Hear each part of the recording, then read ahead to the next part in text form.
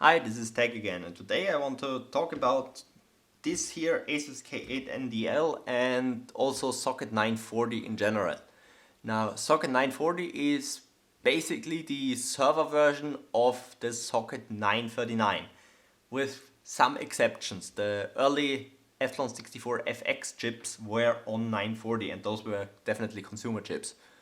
However, the early chipsets on 940 were wired chipsets and they also had AGP and they kind of sucked for overclocking.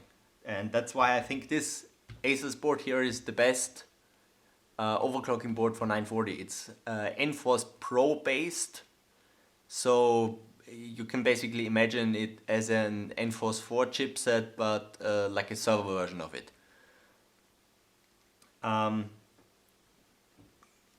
And as Enforce tends to do, it does good memory clocks, good efficiency, dual channel of course, but that's beyond the point. The IMC is already in the CPU with these. Now 940 needs a special kind of DDR1, ECC registered DDR1. So that stuff looks like this here. That's two of my sticks. Let's zoom in. Very nice. Now, there is also sort of consumer-ish sticks from the early 940 era, made with the legendary Winbond BH5. There is a Corsair kit, I know that much. But so far I haven't seen any of them or ever for purchase anywhere. So unless you can get some Winbonds, I would say the best option overall would be these here. Qimonda BF, I think it's BF, no it's CF5 BGA ICs. They are 256 kilobit, so you have one stick with 18 ICs because of ECC, of 512 max if you have dual-sided, which this is. As you can see, I've written my timings on here: 255 megahertz, 2327 Now that was, let's keep it with the timings here. Actually, that was before I voltmodded this board here. So at 2.9 volts, those are stock BIOS setting is 2.9 maximum. But I will show you, of course, today the memory voltmod, so you can go beyond that. Anyways, if you want 1 gigabyte sticks, there is also 512 kilobit, megabit. Qimonda, this is also Qimonda. Again, I bought I think like 3 or 4 kilos of these ECC registered DDR1 sticks for testing them, and basically what came out on top were these two Qimonda ICs in terms of clocks and timings. As you can see, 280 megahertz 33281T, which is pretty good for a 1 gigabyte stick, I would say.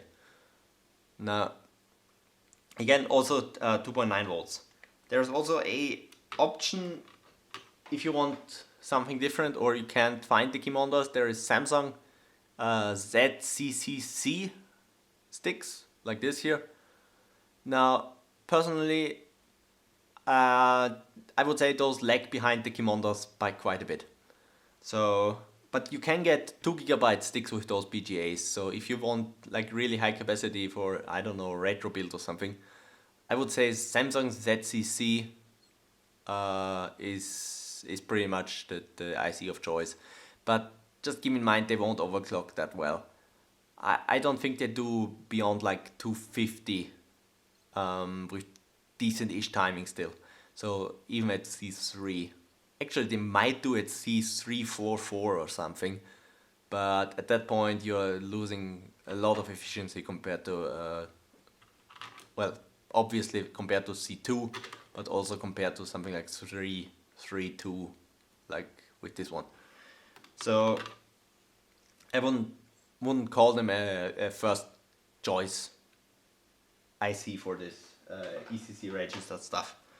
Now, obviously, technically, none of these Qimonda are first choice ICs either, because the well, best I see is still Winbond BH5, if you can find one of the Corsair kits that had them on it. But unfortunately those are super rare, so I would say these are, well, somewhat available. I don't know, I never looked on eBay really. I found them locally, my 3 or 4 kilos of stuff. So, but I think you should be able to find some Kimonda on eBay. And they're also pretty consistent, like my worst stick here does like 250. No, actually 245. And my worst stick from these did like 265 at the same timings. So there is not too much like variance in these. Anyways, let's move on to the voltmod stuff on this board. There is CPU vCore, which I would say is definitely recommended doing on this, even if you're running ambient, because the BIOS option is limited to plus 50 millivolts, which is not a whole lot. There is a resistor here, I think it's 20 ohms, that you have to remove and replace with something higher. Well, in my case I use variable resistor of 100 ohms plus a 100 ohm normal resistor in series, but I would recommend using something like a 200 ohm or 500 ohm set to 20 ohms for starting out. The higher the resistance here, the higher the vCore on the CPU. Also, same mod for the other CPU, so you got to do the same thing twice. I will show all of this on the computer afterwards. And there's also memory voltage mod here. Now, memory voltage on this board is very, very simple. Just feedback mod as usual. 10 to 20 kilo ohms, I would say. I have both of my variable resistors up here. Measurement points on the parallel port and the serial port. I like to glue my measuring points over useless ports. That's the way it goes with my mods. Or you can of course use voltmeters like these. I have them for vCore because like memory I'm not gonna change that much and like tweak on the go. I will dial it into 2.9 and or 3 and forget about it basically. But CPU you have to, well, for one, every CPU has a different VID, so you have to basically adjust it for every CPU and play around a bit more when you're overclocking. Now, obviously, usual recap job. Now, this is pretty unnecessary on this board, to be honest. This was just me being bored. There is 2 revisions of this board.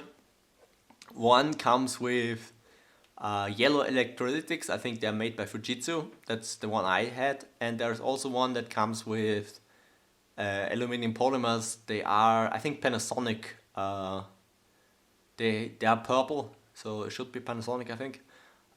If you have a revision board with the Panasonics, don't even bother with anything like replacing caps. Now with these here, it's a different story. Those 3 are memory caps, and I didn't replace them because, well, for performance reasons, but I replaced them because those were pretty tall caps before, and they were in the way of my pot on the bottom CPU. Now let me quickly show you measuring points on this board. There is my measuring points. Now this is our, well, currently it's the right, but our left memory bank, the upper memory bank, and the other right memory bank here. Close to it, CPU vCore you can grab from all of these caps here, or the whole row down. Same for the bottom. There's a whole row of caps here.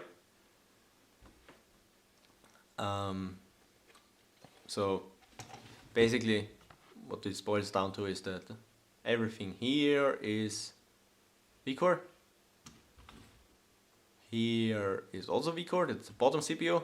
These 3 are memory. And on the top one there is directly on the output there's 2 memory filter and capacitors, I think. And there should also be, I think these 2 are also memory, but I'm not 100% sure on this. Well, actually, one more thing. Because this is a dual socket board, the mounting holes here are really close together, and you're going to have problems with some water blocks or air coolers, or, well, in my case it was the LN2 pods, and I had to basically file down my mounting brackets for the LN2 pods. So just keep in mind that this is going to be pretty crowded if you put two huge coolers or pods on here. So with that, I think we can move on to the detailed volt mods on the computer. Be right back. Okay, here we are. So let's start with the upper CPU and vCore. Now here, usually you have a resistor. Unfortunately, I didn't make a picture of my board before I removed this, but here you have a resistor. I think it's 20 ohms, and you have to remove that. And basically replace it with a variable resistor. Something like this.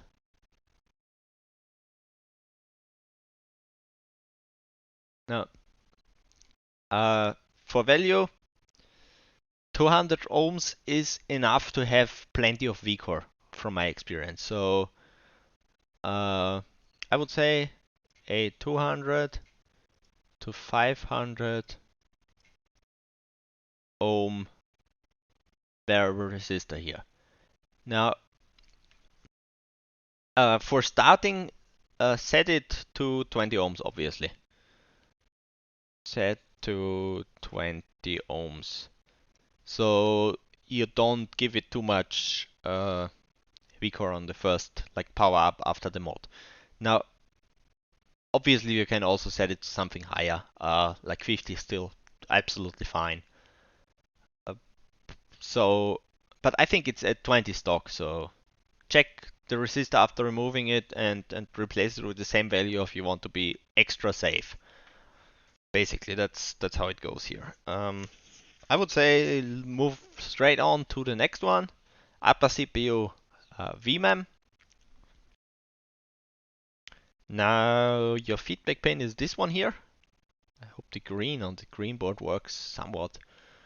There is also a unpopulated pad that has this same pin on it, which is this one here. So you can go from here and put your variable resistor. A bit huge. Variable resistor towards ground. That's just your standard feedback mod here. So for values, I would say 10 to 20 kilo ohms here. So one of those standard variable resistors almost that I already ran out of doing these volt mod videos. Actually just ordered I think 30 or 40 more. So maybe those will last a couple days, I guess. Anyways, let's move on to the bottom CPU. It's all the same basically. This is vCore. Now, this is actually, is it the wrong way around? I think this picture might be the wrong way around. Yes, it's definitely the wrong way around. So, like, this side is up. But I think there is enough other stuff on the picture that you can identify where the area is that I'm talking about. Anyways, same deal. There is a resistor here that you have to remove and replace with a variable one.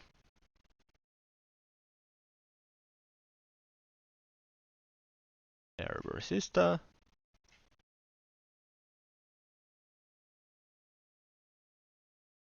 Same deal here. Use 200 to 500 ohms. That will be plenty. That is not good. And set it to 20 to start out with. Very easy. I know this is a bit faster than usual, I think, but I have 4 mods to go through and they are all pretty much, well, 2 of them each are similar, so I'm going to blitz through this. Let's go to the next one. VMem for the bottom CPU. This is actually above the memory slots, but still, this is your VMem controller. And let's see at the pins. This is your feedback pin. There's also an unpopulated pad again to make it nice and easy, which is this one. And from there, you want the usual resistor towards ground.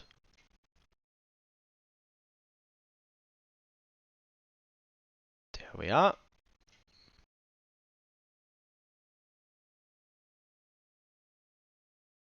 Now, same value again, 10 to 20 kilo ohms. 10 to 20 kilo ohms here. And as usual with feedback mods, set it to the highest resistance in the beginning. So that's basically it for the vCore mods. Well, VMem mods and vCore mods. There is, in my opinion, no need to do chipset mods, so I'm not going to mention it here. If you ever feel the need and really want it, again, as usual, comment down below and I'm going to figure it out for you and post a picture somewhere.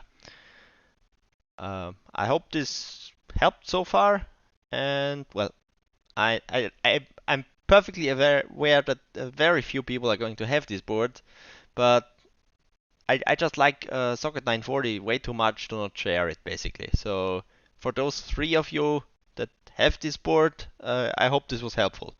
Anyways, bye.